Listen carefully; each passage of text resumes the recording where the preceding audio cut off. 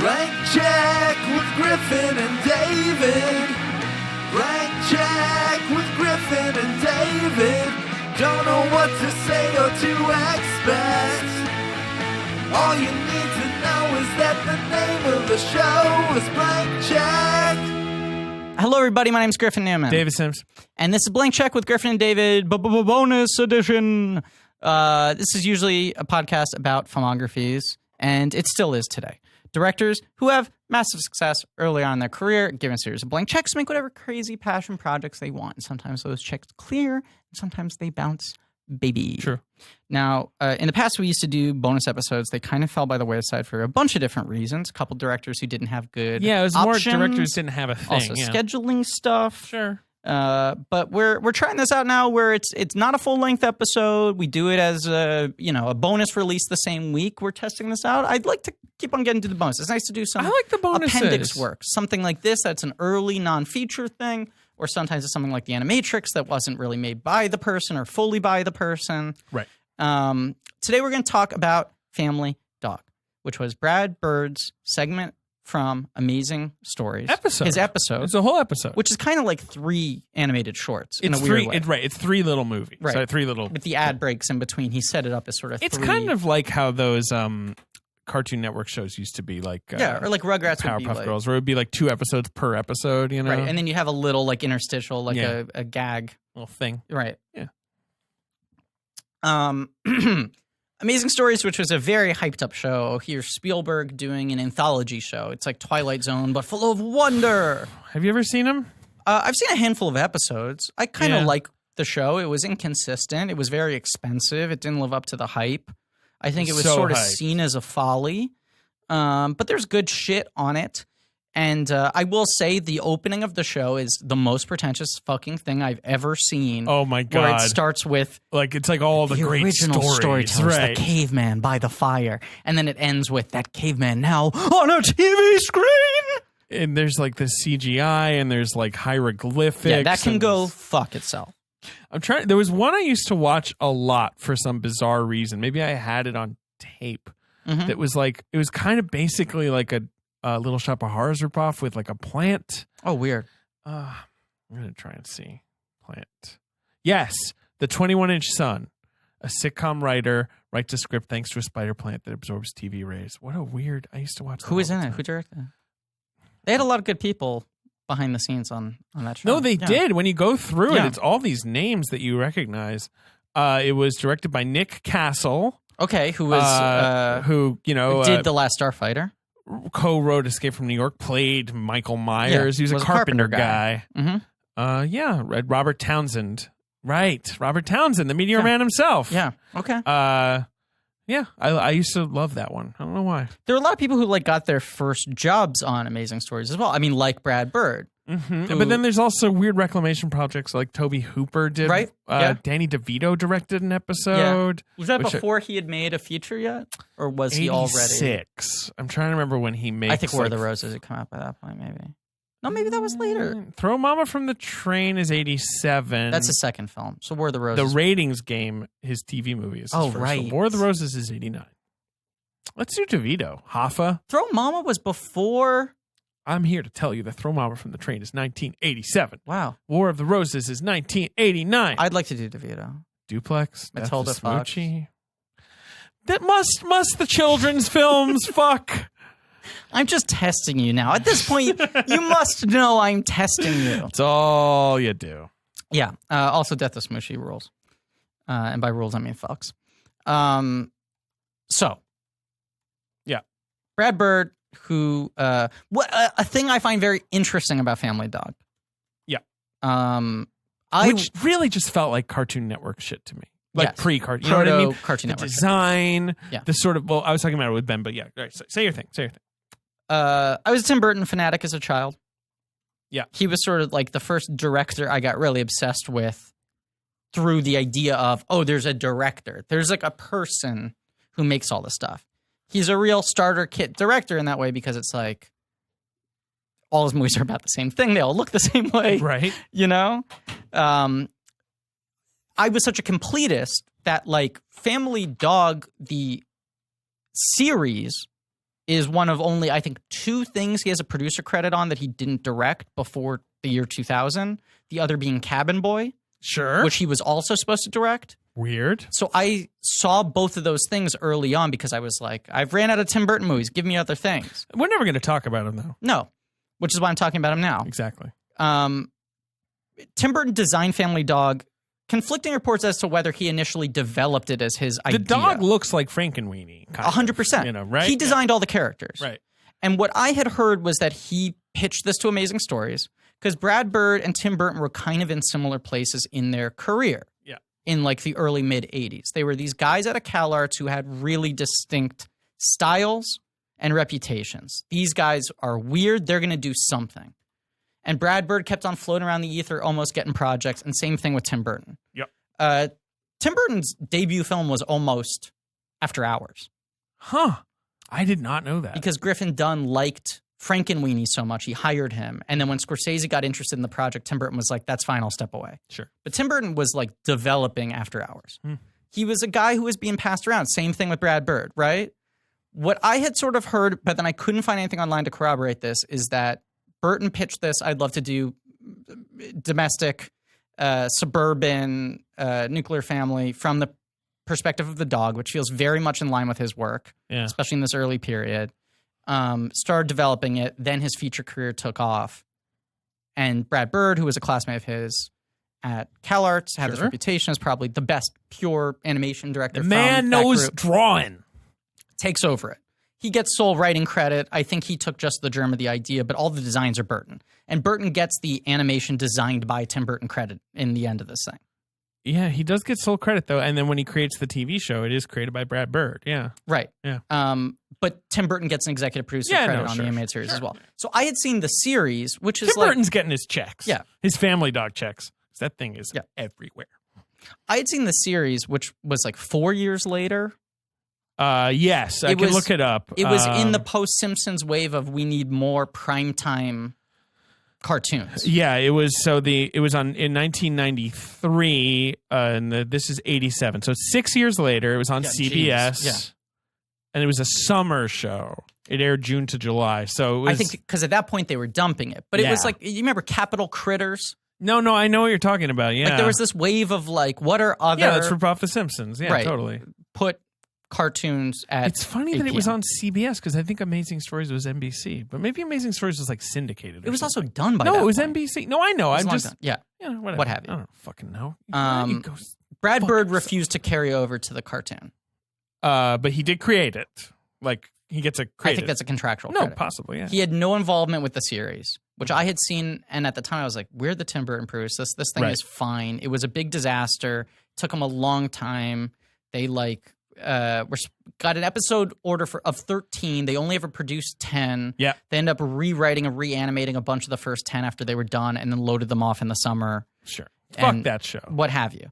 But I had seen those for years, and then when I became a Brad Bird fan later and started to understand his career a little more, Ben came over to adjust my microphone. I did it myself, and now he's Charlie Brown walking back in resignation to his chair. Then I dug into like, oh, that's Brad Bird made that thing, and watched the original one, which I think I had seen, I don't know, mid-2000s, and then rewatched last night for this. Yeah. It's a very interesting piece because it is like this very expensive, like, reel for what Brad Bird is capable of. That's true. At a time where people wouldn't hire him because they thought he was difficult and animation was in a weird in-between space. Iron Giant episode, yeah. He sort of got this pass from Spielberg to be like, hey, you got 22 minutes. Do you know there was a Super NES video game? Yeah. Fuck. Yeah. Like they really tried to make it a big thing. That's why it took so long, because they were like, there's a lot riding on Family Dog. We already have licensing deals. We got a video game. He's going to be on cereal boxes. So they like kept on pushing it back and redoing it. Like you say, it took 6 years. Yeah. I think it was in development 4 years or 3 years later, and it took another 2 or 3 years to make it on air. We're watching a Let's Play of the video game. Weird, right? It looks kind of cool. And the cartoon show has Martin Mull playing the dad. Yeah. But it loses Annie Potts and replaces her with Molly Cheek from It's Gary Shandling's show. Fair enough. Yeah. So I was talking about this with Ben, Mm-hmm. It's like these 80s cartoons, and the 90s have it too, that are just about these miserable fucking families. Yes. Where it's like, it's that era of like, well, now everything's solved. We have all the conveniences and we live in these boring nuclear, and it's just like, it's always like the dad being like, you know, and the mom being like shrieky. Yeah. But I also think, and that's what The Simpsons is, except The Simpsons immediately expands out. Yeah. Right. I also think whether he was starting this wave or just in line with a sort of cultural movement, this was kind of a cornerstone of Burton's brand at the beginning of his career, which reaches its apex in Edward Scissorhands, which is, here's a guy who grew up in sunny, beautiful California in the 1960s and was miserable. Yeah. You know, like, here's my dad mowing the lawn, here's my mom baking the cookies, and I think all of this sucks, and I'm really cynical about all of it. Right, and it's like less horrifying than Lynch, more funny, but like that similar vibe. Which is why I think we'll never talk about Burton again. No. But this game is weird, dude. you're still watching the Let's Play? You should like buy all it. set in the apartment. Do they have it for Sega Genesis? No, I think it was an SNES exclusive. It was a core part of their 1994 or whatever. Do you remember when certain video games were siphoned off as a Blockbuster exclusive, and it was clear that like the developer gave up on it, and they're like, we're not even going to sell this in stores. This is the It's classic just like, game that you get bought for Christmas, and you're like, what? Oh You know, God. like you wanted Bone Storm, like whatever the Simpsons joke is, but like, you got fucking Family Dog. You're just playing fetch. Look at this shit. I see it. You're still playing fetch. And so you would be like, well, you know, you're 7 years old and you're like, well, this is what I got, so I'm going to play this game. Do you remember a game like that, though, that you were given at Christmas? I had the Gremlins 2 game on the Game Boy that you're like Gizmo, and it's like this fucking impossible platform game where your weapon is like a pencil, and it sucked. And I was like, I am beating this game. I don't care. The thing is, for me, like, I was a Game Boy kid, and I liked two things. Like, I liked like Mario Nintendo games. Yeah. And I liked games based off of movies and TV shows. Right, you're still like that. Right, and there were so many video games I got that were objectively bad that I had so much fun playing because I was like, but look at me! Right. It's like you're getting peanuts. I'm Major Chip Hazard, leader of the Commando Elite. Like, I just had fun playing like the fucking Small Soldiers game, whether or not it was good. Yeah. So I don't think I ever disliked Do you like that a video Toy Story game? Yeah, it was the best. It's a good game. I got it for the Genesis now. I found the one I got. Which one? I think literally my uncle was like, I saw you wear like a floral print shirt one time. Leisure Suit Larry? No. That'd be good. Green Dog, the beach surfer dude. What? I've never heard of this. It's called Green Dog, the beach surfer dude? Yeah. Here we go. I'm loading it up. Because they thought you were a surfer dude because you wore a I mean, floral- my uncle literally knew nothing was about grasping me. at He straws. knew he barely is this knew my shit? name. I don't know. This but is like the Cool Spot game or whatever. It Yeah, was is this a one video of- game that your uncle made? maybe. Did you play it? Did you Can play you turn it a your lot? computer screen around? Was Can I it, get was a it look like at a this? Genesis game or something? Did you What go the Genesis? fuck is this? It looks weird. It is so weird. And I actually did end up playing it. And He's got not a dog, really he's a into person? It. You get into him because it's Yeah. like, I had this Yeah. game called Cybernator, which is just like you're a robot and you shoot shit. I've never heard no one's ever mentioned this game No. to me in any other context. I like beat that game 10 times because what else am I going to do? So that's been our bonus episode. Thank you for listening. The fuck? I liked the Genesis Aladdin better than the Super Nintendo Aladdin. That was the one where they were weirdly different. Oh yeah. I didn't have a Genesis. My friends did, but I would like go play the Aladdin. Well, that's so. My friend Pat May, we were at like an old video game store, and I found the Toy Story game for the Genesis, which I've said I have one of those like Genesis Emulator, the $40 Yeah, I know. plug and play thing. Yeah. But it takes cartridges, and I had only played the Toy Story game on the Game Boy, and he was like, that game is like insanely hard, right? Yeah. And I don't remember the Game Boy game being as hard, but I also don't know if it was just that I was more diligent. Some of these back then. games are right. It's Different versions were harder. like I had a Game Gear. Yeah. Because my parents like convinced themselves that like that was a good choice because it like was color, so it wouldn't hurt your eyes, Right. you know. And I had like Sonic 2 on the Game Gear, which is like punishing. Yeah. It's so cruel. Yeah. Whereas like Sonic 2 on the Genesis is fun and colorful, and like Sonic 2 on it's just like fuck you. Yeah. This game sucks. Eat a turd, you asshole. And so I would just play it obsessively because I was Those like, are well, I the have to level beat names. it. It's like level 16. Eat a turd, Yeah, you level asshole. 6 is like you're an idiot. Dumb kid. God, There's this small Toy Story hands in Game your Boy little game brain. looks weird. I love it. Oh my Okay, but God. look at like the Genesis version of the SNES version, because the big selling point was it was the first video game with like CGI rendered Yes, characters. no, I remember that. I remember how it looked. It was That was so the advertising cool. campaign. Was they didn't think Toy Story was going to be big, so they just sold it off of like the characters are 3D. Yeah, I just remember the scene where you like it's in the nightmare. Yeah. And that was cool. Yeah. The level, not Yeah. scene. Hey, are you tired of pretending that you've seen things like HBO's masterpiece, The Wire, when you're at a party and people start talking about it? Okay. Well, then you should check out a podcast called Never Seen It. It's hosted by comedian Kyle Ayers, and people will come on, comedians, and they'll rewrite famous movies that they've never seen, and then they'll do a cold read in studio. So you'll hear Dan Harmon's take on Lawrence of Arabia, or Amy Miller rewriting The Shining, or Flula Borg's No Country for Old Men. And they'll do segments like, what movie is Kyle's dad describing, based solely off having seen the trailer and never heard of the movie? Or guess which 3 movie scenes are playing when the audio of all 3 is played simultaneously. So they have fun with things you know you're supposed to have seen but never got around to. And you can listen and subscribe at iTunes or Spotify or TuneIn or wherever you listen to podcasts. So make sure you don't miss a single episode of Never Seen It. Anyway, Family Dog. It's funny. What I was going to say is, animation at this point is at such a sort of a trough as a medium, Yes, right? in the 80s. Yes, absolutely. Of course. Because adult animation, hasn't come back at this point. Pixar is but a company in someone's garage, basically. In the feature department, Disney is slashing budgets, putting them together cheaply. You got the Bluth movies. Okay, you got but the this Spielberg is what's happening stuff, concurrently, which is Spielberg saying, like, I want to bring animation back. And so he's the one guy who's got the blank check to be able to get animators big budgets. Right. And the animation on Family Dog is way above TV animation. Like, I yes, look it at looks this thing. amazing. This was, I think, not amazing, but it looks good. I think it looks amazing. Yeah. And it was one of the most expensive episodes they did of the show. And as a byproduct, they like heavily promoted it as an episode, not just as the series, like bought ads just for like, this week Family Dog gets animated, Like this is going to be like movie quality animation. Right, that was still a cool gimmick. at your home. Yeah, right. And so he had this massive like, here's a premise that Tim Burton came up with that's really general. Because this is still like 2 years before The Simpsons? Correct. Yeah. Right. And I think it takes them 2 years to make this thing, honestly. Sure. So he sort of had a lot of latitude on this thing.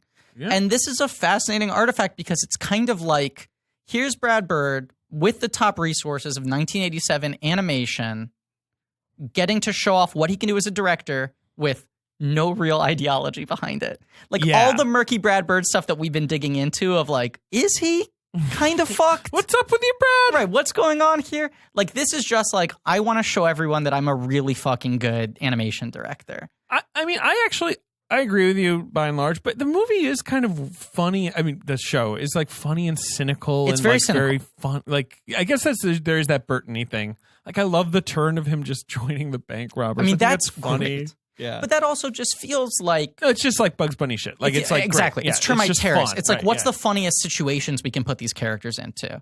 It's coming from a darker sense of humor. It's darker, but you're right. There's But that you Burton. can't read the philosophy of this dude. No, he's a dog. Yeah. Family dog. You can just go like, God, this guy is such a fucking master of like performance. But I'll say this. It's a hard movie to summarize, hard premise to summarize.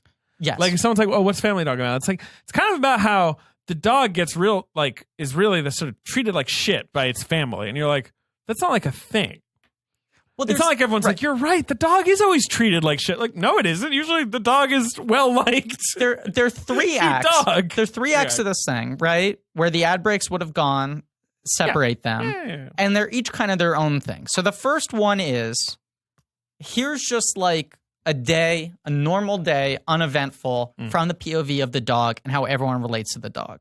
Right. Which is not as much, I think, the game of like everyone treats the dog like shit. It's more the game of like, if you're a dog, you have a perspective on every member that's different than how they would ever Sure. Okay. Yes. react to the humans. Yeah. Right? The mom is very like shitty to the dog. But it's clear that it's just like the mom is almost at a breaking point. That she has this whole rant about her Which place I in the love. It's family. I know. bleak.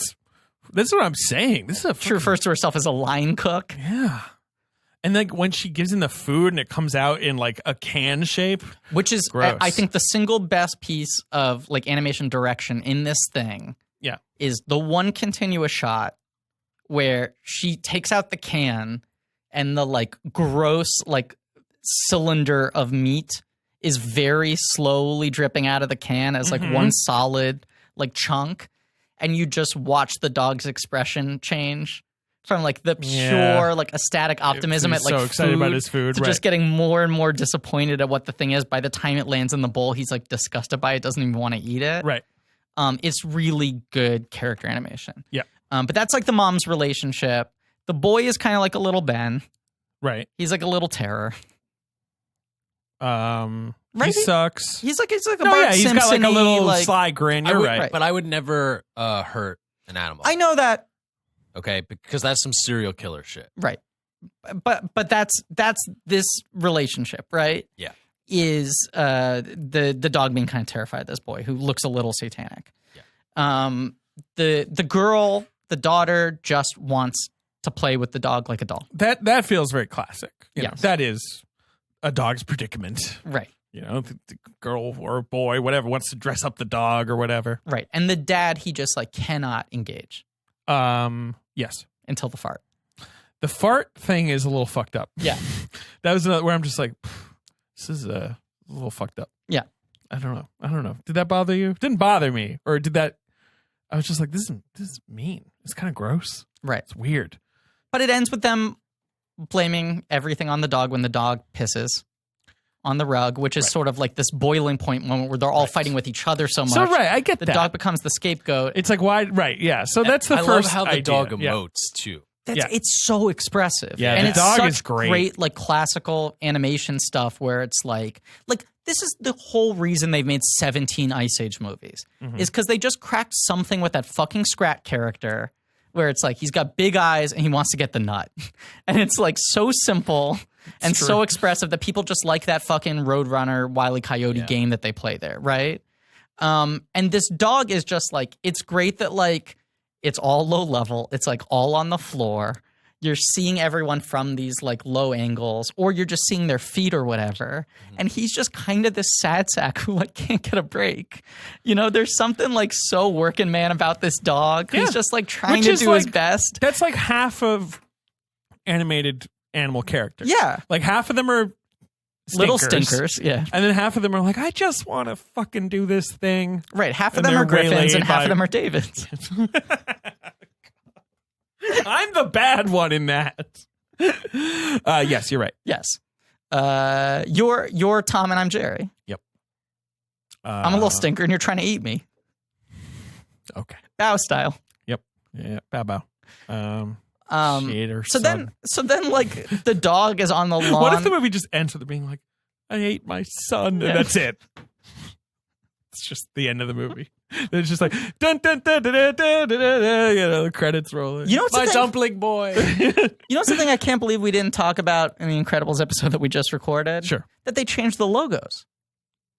The logos? That the Disney logo they Oh, I redid in loved Incredible style, and then the that. Pixar logo they did in red, which they never have fuck with never fucked with. It looks so good though. Loved it. And you know, Bird likes to change logos. He had that know. Iron Man logo that was very unique Iron to Giant, Iron my Giant. sir. What was that? Woo! Yeah. Anyway, like that. But so like Family Dog, kicked to the lawn, sad sack, at night, here he is, and then just like fade to black, and then you just imagine them cutting to like, you know, a Dodge commercial or whatever. Yeah. You know, like Cindy Crawford selling Coke. I know, you're right. I mean, that's what Amazing Stories is. It's weird. It's kind of weird that was on TV. It's crazy that it was just like, hey, you can do whatever you want. Spielberg is just letting filmmakers tell fucking stories, right? It's true. And some of them are hack and some of them aren't. Comes back, then it's like a short skit, which is like the family watching home videos and just doing commentary on their home video. Yeah. That's okay. So that's the weakest element. Right, that It's lasts kinda like funny. 2.5 minutes. Right. But it's also very similar to the beginning of Frankenweenie, Yeah. the live action short, which is them watching the film that he made and all just commenting on it. And you watch just the screen without seeing them, which is interesting, just because the dog is so Frankenweenie-ish as well. Mhm. And then we get to this third bit, which feels like the old animation tradition of like, you know, not just at Warner Brothers, but like all these other animation houses. It's like, okay, come up with a fun character. And then if your character's good, then okay, great. Now Droopy Dog's a hit. We want to make it a series. What's the next Droopy Dog cartoon? Like the first act of Family Dog just feels like, here's the setup. And now it's like, okay, your character's a hit. What are other funny things you can do with this character? Yeah. Like it's like they're already jumping to the sequel within the same half-hour block. Another thing I want to... Well, okay, go on. All right, go on. How do you find other games for him to play, right? And so this game of this shitty fucking dog who's always getting all the blame. I'm on the dog's side. I agree with you. I'm saying shitty from the I feel so perspective of the bad for him. humans, Right, right? yeah, They're yeah. like, fuck this dog. And the dog's like, I'm trying. Yeah, It's a what the living. fuck? Right, Yeah, right. sure. I'm trying my best here. Right. Apparently the most crime-infested neighborhood in America, right? This is the thing. It just gets so dystopian so fast. It reminded me of Beavis and Butthead kind Yes. of Yeah. universe Yes. of just like this shitty town Yeah. and sort of these shitty burglars who are like not even good at really disguising what they're up to. Right. And this nice-looking family that's miserable in the middle of it. Right. Like, they got the nice house and the nice clothes and the big smiles, but they're also just, like, fucking angry. They keep on getting robbed every time they go out. They blame it on the dog. Even the bit with the mom making the meal Yeah. and then trying it herself in the kitchen, being like, this is awful.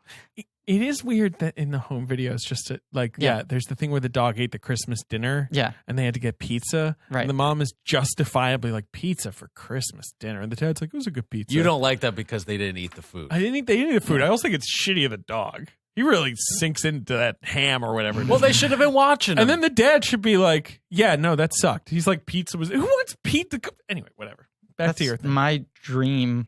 Just pizza. Oh, yeah, for Christmas? Yeah. So they're angry that the dog isn't a guard dog.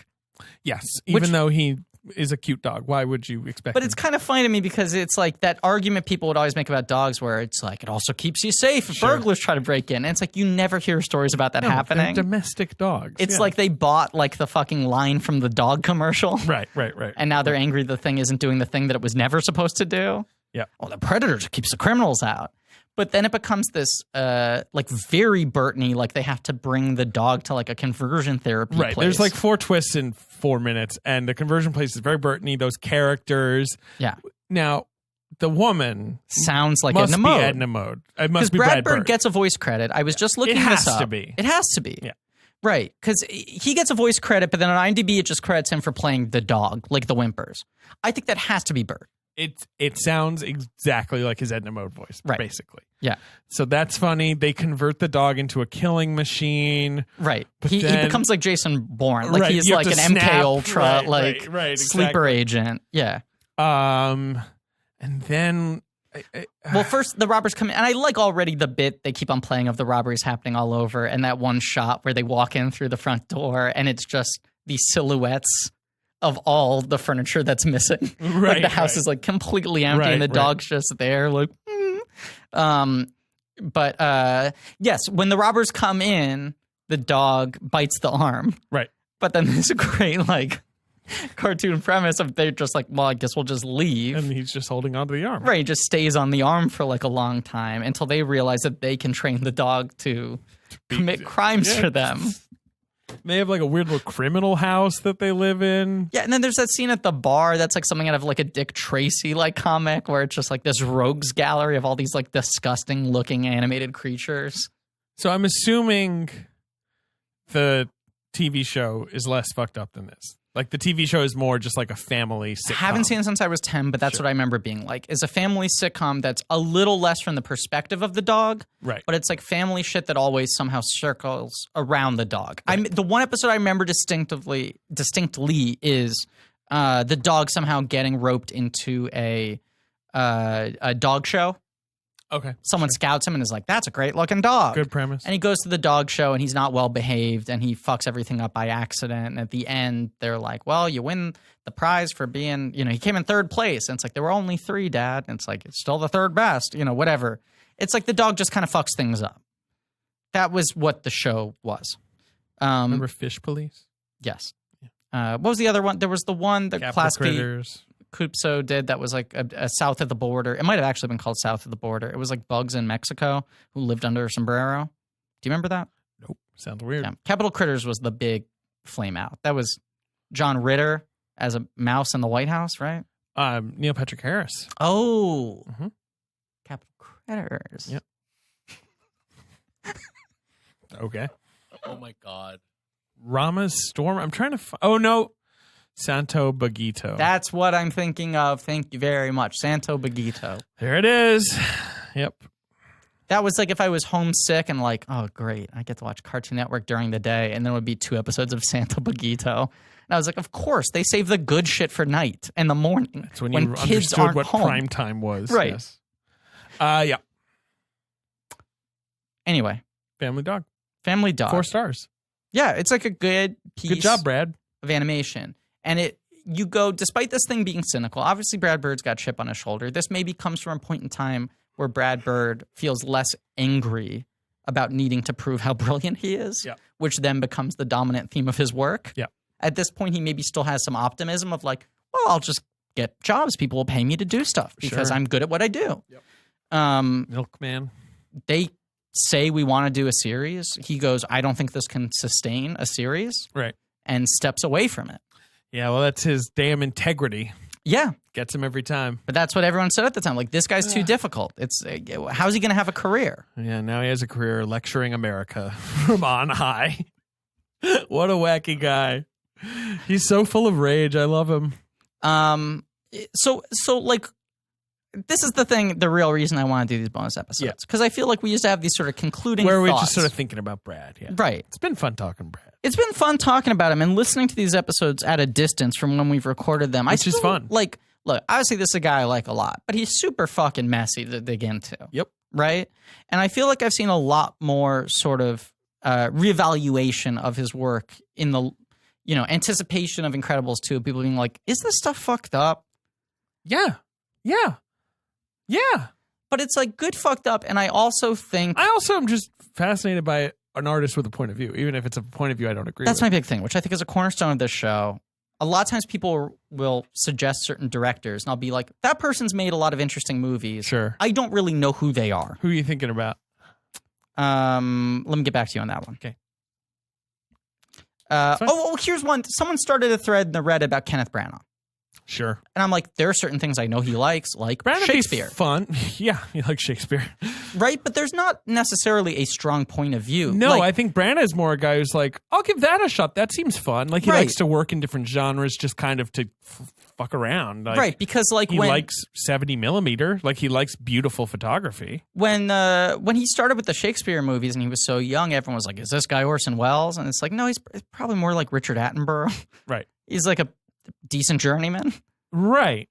Yes. I mean, Attenborough is like a guy who I feel like is, I am making David Lean type movies. Like, Yeah. And he's not here anymore, but here I am to make these very classic, epic movies about great people, But don't you think that's what He's not interesting. But Branagh would do if those types of movies still existed? maybe, but I think Branagh, he just likes to do a new thing. Yeah, I think he just likes working. He likes working. He does like working. But Like, that's why- But like Branagh made a remake of Sleuth, I know, which is so bizarre. which was like a bad idea Yeah. anyway. But then it's also this cranky script written by like very old Harold Pinter, Right. And like Michael that's a Caine playing the wild other movie, role. yeah.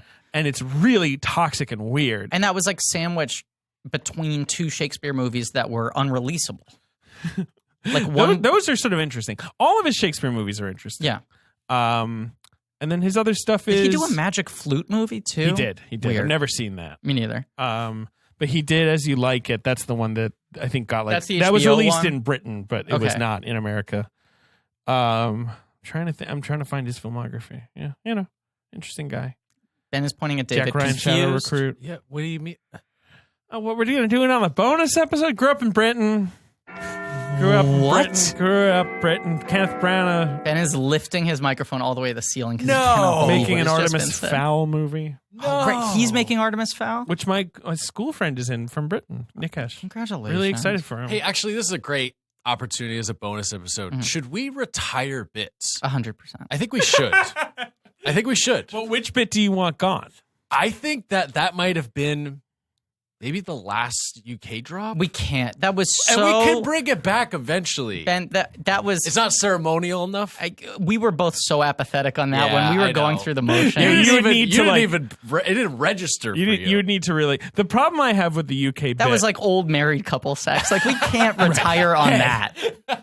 No, the problem with the UK bit for me is that it has poisoned every well in my life. Wait, which bit are you talking about? Where I'm like sorry. fucking What? people who I am friends with who already knew this about me and wouldn't make fun of me are now like, wait, what? You know, like Wait, I'm everyone sorry. does it. David, I'm sorry. Knew what about you? Yeah, I'm sorry. I grew up in Britain. Oh my god! Oh my god! Spoiler alert! Yeah, hold on. This is a Spoiler alert bonus for what? episode. What if people don't listen to this one? They won't be able to follow the rest of the podcast. Jesus, You were supposed to what is be- this? Comedians in cars getting coffee? It's supposed to be context. People can have no context. sound like Apparently, Seinfeld. apparently, it's comedians in automobiles drinking tea. You know what I'm saying over here? Let me pay for this tea with some pounds. No,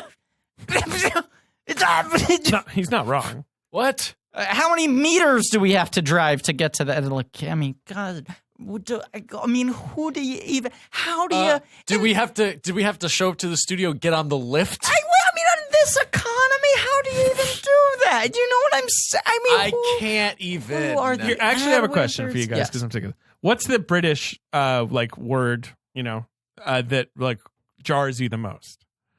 You're saying lift. You're saying, you're doing all the jokes. I mean, this isn't a word. It's a Or pronunciation. Yes. Aluminium. Yeah, that one I hear a lot. Drives People me really insane. can't deal with that one. Aluminium. That's one, for example, that because when I moved to Britain and grew up there. Wait a second. I'm sorry. what? Shut the fuck up. There were some words that I adopted just as a matter of course because I just wanted to survive. Because Okay. otherwise, anytime you say the word in your American accent, it's just mockery, right? And aluminum was one I couldn't get to aluminium. I just couldn't do it. There was a British girl in my middle school who like moved there from. Let me try to explain this to you, David. She grew up in London and then moved to New York City Yeah, I get it. as like a teenager. I'm so weak. And What was the word she would say? when aluminium. she would say that, it would weird me out. It would give me like reverse ASMR. Sure. And I also would be like, I can't even remember. Like, I want to be able to like mimic that, to complain about how much I dislike it, and I can't even keep it in my head. I would like sit down and be like, how do you pronounce aluminum incorrectly? Like, which syllable would she put the wrong they add a emphasis letter. on? Yeah. It's so weird. No, I have My the mom always actual answer hated for you. vitamin. She was very Vitamin against sucks. Vitamin, yes. I just felt another chill down my spine. You know what's another one that's subtle for me, but that always I'm like, oh, right? A man called. Sure, right. You know. There's the dropping of the definite article, like he went to hospital, things like that. yeah. Like weird stuff that like just like shivers. you wouldn't even notice. Yeah. The one I always hated the most, that I always got made fun of the most, was sidewalk. I always thought that was so mean that they would make fun of me for that, because I was like, it's a perfectly ordinary word, sidewalk. Uh-huh. And if I said like the word sidewalk, they would just be like, "Oh, you're gonna walk on the sidewalk!" Like they would just like lose their minds. They call it the pavement, which is stupid. Yeah. It's too broad a word. Yep. Agreed. Pavement means all kinds of things. So that was our But they- sidebar on Kenneth Branagh. That one really drove me crazy. The point I was going to make is, I don't feel like there's meat to dig into there. Even if there's meat in individual we'll films. do Kenneth Branagh in like 2028. I don't Right, know. exactly. Right. When we've like We're just totally out. given up. No, we'll be You giving just in. said that, and I just pictured myself slowly be lowered into a grave. And you guys 2028? just sitting with umbrellas. It's raining. Of course, it's raining at my funeral. It better be. Yeah. We're doing bits. And we're going like, so today we're talking about dead again. Well done. Thank you. 5 comedy points. This is called Where's the death card? Pod Ryan Shadowcast. Sure, sounds good. I gave it to myself. No, it's 15 minutes. 15 minutes. We're done. people online sometimes In go Britain, like, you say them they were queuing. get the fuck out of Hey, He spiked the audio again. all right, red card. No screaming right in the microphone, an Griffin. ace of spades. Yeah, that's right. All right, people online. Sometimes say. That did genuinely just hurt my ears. There was such a loud It was a crack. crack. Yeah, that's what happens. I hated it. Fix that, Ben. Ears too. Ben, I hated that. Ben. Ben, I hated that. All right, people online. People online will sometimes say, like, does this person fit in the blank check? Is this? And I'll see people in response go, like, they pretty much dropped the premise. And I feel like, whereas we started out as, like, this act of, like, we're going to solve a mystery show. And the first couple director miniseries carried into this, like, there's a central question we're asking about this person. Sure. Even if we haven't had these bonus episodes where we kind of, like, bring the room together, I still think there's always, like... Rug eps, we could call them. Sure. Because they bring the room. I like that. Thanks. I still think there's always, like, us trying to sort of, like, figure out what their filmography is. Sure. And why they did connect at certain points and didn't connect at certain points. And they have to be people who have some kind of through line there in some way or another for why they were so in touch with the culture at some point, you know, and either continued to be or escalated, crashed, whatever it is. And there's so much meat to him, to Brad Bird. But this thing I keep on coming back to is when, you know, like, people are like, oh, is he Randian? And you and I are like, oh, well, actually, it's about ethics and game journalism. He's more of an exceptionalist, or is it that he's an elitist, or is it that he's this, or is it that he's that? Sure. Yeah. What I find kind of interesting about him is I sort of feel like at the end of the day, he's not someone who completely fits into a box in that way. No. I think he's got a lot of conflicting ideas. Yeah. And I think we're in a culture now where it's very much like, what are your party lines? Like, what is your philosophy that you buy part and parcel? Are you on this side? Yeah, right. And you accept all the ingredients, all the toppings on the burger. Sure. And he's kind of a guy, like a lot of interesting directors, you know, who's like, his work is very personal. You see himself in there, even if he's not telling stories about himself. And there are a lot of contrasting things. I feel like when you talk about guys in like the old studio system in like the 40s and 50s, you'd sometimes have those things where you'd be like, it seems like he's for this, but against this. Yeah. You know, he's like anti-war, but like pro-capitalism. Is that is that it in there, or am I just reading into it too much? Okay. And because he's working on such a high level in like big, expensive studio products, either doing like big live action blockbusters or family films, it's kind of interesting the way that stuff gets smuggled in there and can't totally be parsed, because he's not offering them up as pat lessons. Like, the lesson is always share, don't lie. You know? Right. Yeah. And a lot of Disney movies especially are like, the lesson is it's important to be yourself or whatever. Like, there's like 7 movies that make the same message. When I was like 5 or 6 and like starting to really like become obsessed with like stories, because I'd hear my parents like use certain terms and I'd be like, oh, so that's like, it's called this when that happens in a story and this and that.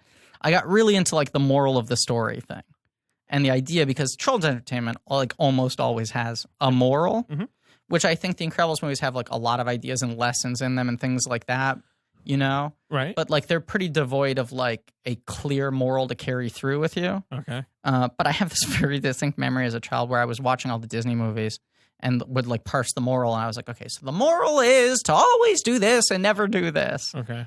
And I was watching the Aristocats for the first time. Not a movie I like. And I turned to my cousin who was like 17 at the time. And I was like, so what's the moral of this story? And he was like, I don't know. Everybody wants to be a cat. And at the time I found Life's that very good if you're a cat. At the time of the movie, like as a 6-year-old, I found that so unsatisfying. And when I think back to it now, I'm like, that's one of the funniest things that anyone's ever said to me. Very funny. Just this jaded 17-year-old in a house with a 6-year-old. The Aristocats. There isn't, but that final number is all of them like jamming on the piano going, everybody wants to be a cat. And I was like, what's the moral of this story, wiser, older person? And he was like, I don't know. Everybody wants to be a cat. Be Fuck a this. cat. I don't want to talk to a kid. Oh, what a bad movie The Aristocats is. Yeah. It is true, though, that everybody wants to be a cat. No, it isn't. Yes, it is. All right, fine. Truth in comedy. That's the end of That's the end of Brad Bird. That's the end of Brad Bird. rankings. Okay, so here we go. Ranking them. I got my ranking. I'm pulling it up. Okay, ready? Your years. Number 1, 6 movies. The Incredibles. Okay. Number 2, Ratatouille. Ratatouille. Number 3, The Iron Giant. Mhm. Number 4, Ghost Protocol. Go to call. Number 5, Incredibles 2. Number 6, Tomorrowland. Well, I have the same list as you, except the first 2 are flipped. You got 2E as tops. I'm 2E, Incredibles, Giant, Go to call. I got 2E at Incredibles 2. You got 2E at tops. Correct. Tomorrowland 6. Like them all. Yeah. Yeah, I mean, look, he's a symphonic filmmaker. Like, even when he fucking misses like he does in Tomorrowland, it's like... It's crazy. Guy knows how to make movies, and it's crazy and it's engaging. Even when there's stuff in it that's maddening. Maddening. I just think he's a guy who's incapable of making an uninteresting movie. Family Dog's weird one. Very weird. Weird. I was thinking about I'm pitching hungry. something, but I'm not going to do it anymore. What? What do you want to pitch? Ben, can we end this episode with Do the Bartman? Why? Why? He directed, worked on The he Simpsons? directed that music video. All right, let's end it. That was his other big credit. You can sing it. Do the Bartman. Sing What it is, louder. yeah, how does, what are like, Everybody follow me. Do the Bartman. You know, there's a rumor that Michael Jackson wrote Do the Bartman. Mhm. And he didn't want residuals. And now that he's died, the guy who got the credit is like, no, I wrote Do the Bartman. he produced it. Yeah. Yeah. Brian Lauren. The rumors that he called up Matt Groening and was like, I want Bart Simpson to have a #1 hit. Uh-huh. And then sent him, sheet music that said, Do the Bartman. And he's in that weird episode. Yeah. This is why you tune into bonus episodes, What folks. a weird episode that is. So that you can do the Bartman. The Stark Stark Raving Raving Dad. It's Yeah. a weird one. Well, he didn't get credited because John J. Smith is his credit. Wait, Yeah. do you remember that song? Uh, The new birthday song? yeah. Happy- Lisa, it's your birthday. Happy birthday, Lisa. Bart's part is, he gave me the gift of a little sister, and I'm proud of you today. Nice. Okay, look, folks, it's been a fun bonus. I don't know what to tell you. Smell you later. He had no time to make it. I'm just reading about Do the Bartman. Yeah. Well, He had to get on a plane to Hungary. listen, Where it was animated. The song Bartman is copyrighted. Right, so let's play it. Yeah, let's play it in full 3 times. 1, 2, 3. Can you edit the minute three Really different points in pad the this episode? out. We're at 50 minutes. All right. Yeah, okay. Thank you all for listening. Please remember to rate, review, and subscribe. Ben's head is in his hands. All right, He we're spread done. his 2 fingers out a We're little done. bit so I can see his glaring eye. Next week, Ang Lee, Pushing Hands, and Wedding The Wedding Banquet. Banquet. 2 for 1. 2 movies. One of them is amazing. One of them is fine. Right. It's the opposite of this episode where we didn't have enough to talk about. In the next episode, we got 2 movies to talk about. We recorded that one, I don't know, fucking 8 months ago. Right. Yeah. I think, do we just beat Truman in the newspaper? Exactly. Right. Thank you all for listening. Rate, resubscribe. And for Good for social media. Joe Bone, Pat Rounds for artwork. Liam Montgomery for the theme song. Go to blankies.red.com for some real nerdy shit. And as always, wait a second. Do you see the lights going down? Oh my God, it's flashing. Oh my God, look at those cables. They're lifting something. What is it, a jersey? And what does it say on it? The David is from UK bit? It's being lifted to the rafters. Oh my Oh my God. This better be real. That's what I'm saying. It's retired. Is it in the rafters? Look at that. It's in the rafters. Okay. Well, all right, let's salute it. Okay. Oh my God. So you're not going to make fun of me salute it. anymore? A lot of good times were had with. Yeah. But That this is bitch. it? This is it? We're This done? is it. We're done. Well, what do you want me to promise? That we're not going to do the UK bit or that we're not going to make fun of you anymore? That you're not going to do the UK bit. If I say I'm from the UK, you just accept that as a matter of fact. God. This is what I'm saying. You want to put it in the rafters. Griff, it's you in the gotta do rafters. it. I know, but And you I just, like the bit you of just having saying things it in the right now. It rafters. was so hard for me not. It's a fucking reflex for you. It really is. I Dicks. genuinely felt like a physical, like a clenching to stop myself from saying it. Fine, it's in the rafters. I didn't do it. I like the rafters bit because then it's like another weird bit of marginalia for our fans to like build out a Wikipedia page about. Okay, so now we have cards and we have the UK bit. Out with the old, in with the new. The UK bit is in the rafters. It's done. It's out of here. It's retired. And this is why you gotta listen to the bonuses, or otherwise you're not gonna be able to keep track of the narrative. Fuck. That's it. That's the end of the episode. Get out of here.